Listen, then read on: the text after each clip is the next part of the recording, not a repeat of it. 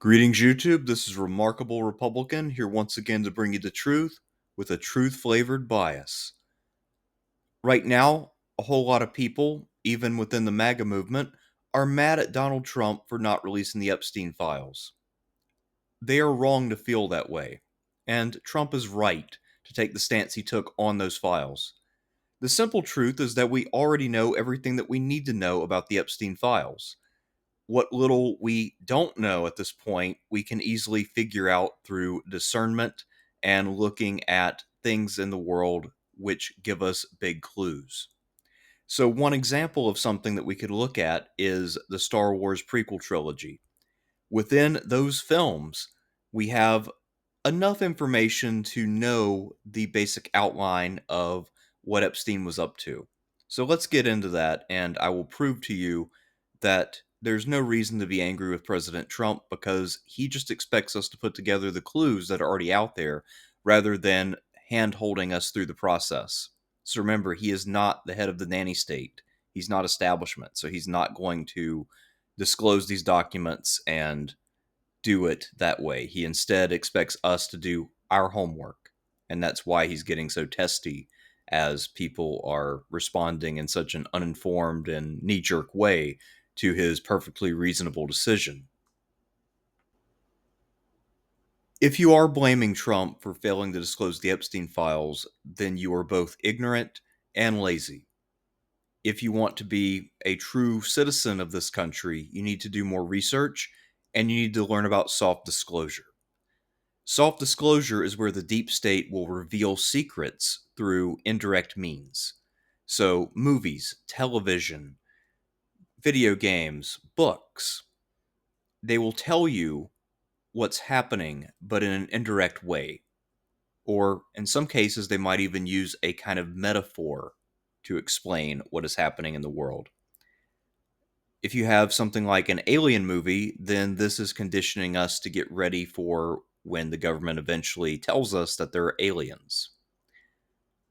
With Epstein, because of what he did, that is something that they're not going to talk about directly because that would be gross and inappropriate. So, how do they convey the reality of what Epstein is doing in a more indirect manner? Well, it turns out that George Lucas's Star Wars prequels have pretty much everything that you need to know, at least the basics of what Epstein was up to. So let's look at the prequels and think about them more critically now that we know what is happening behind the scenes.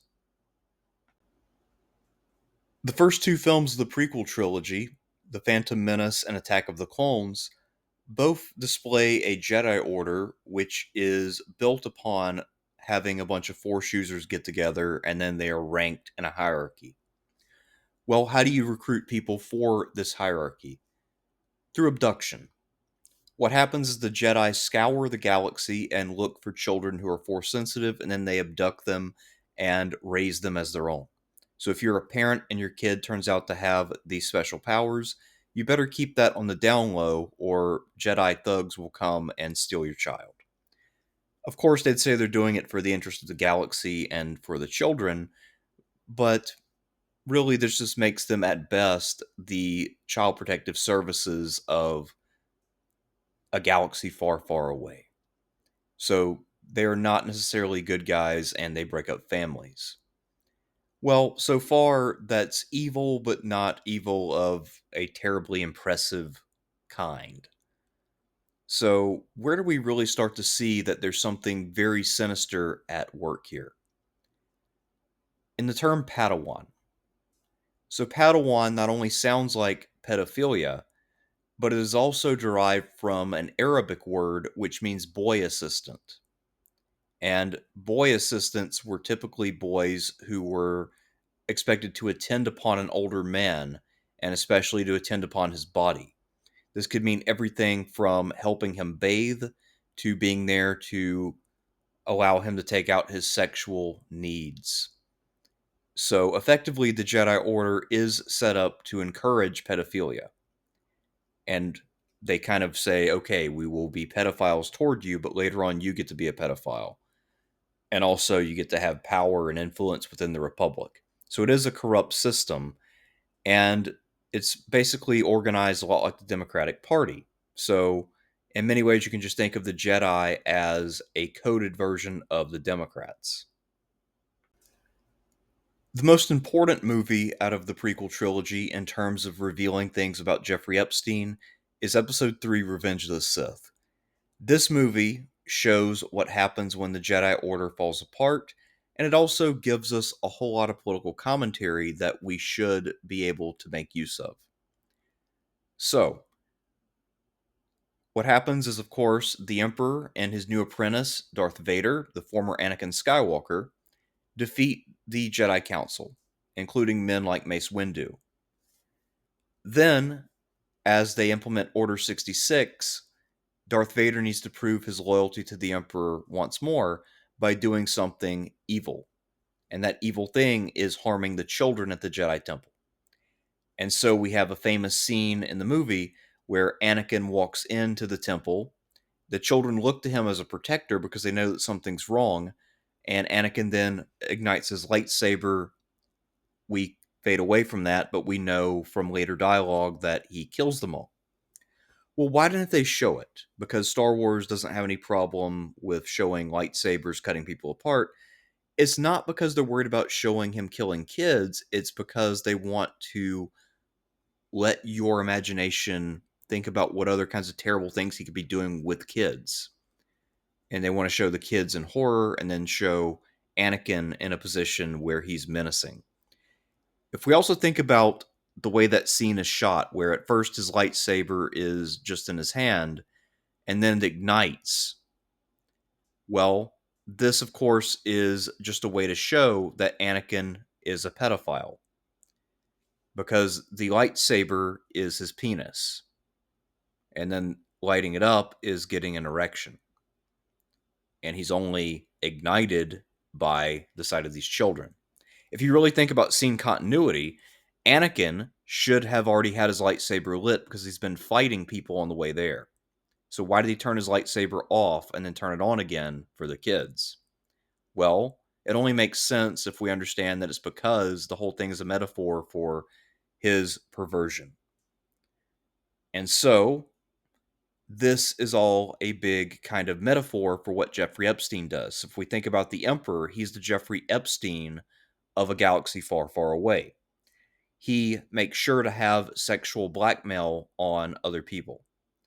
So Epstein would record people doing things that were inappropriate or with people who were unacceptable as partners, usually children. And so, in order for Darth Vader to win over his master's trust and learn all his secrets, his master has to have full control over him.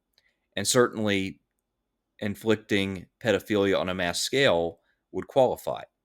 So, that's why the Revenge of the Sith, the way that the Sith coup works, is actually a perfect one-to-one analogy for what Jeffrey Epstein was doing at that time. Because in 2005, Epstein was at the height of his powers, out there snagging all kinds of politicians, mostly Democrats, and making them go to his island and get on his plane and do things that he could then hold over their heads in the interest of MI6.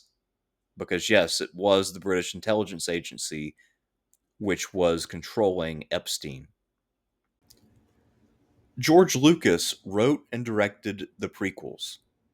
This means that not only did he improve vastly as a director as compared to what he did with the original trilogy, but also that George Lucas is someone who's in possession of a whole lot of secrets, including everything there is to know about the Epstein case.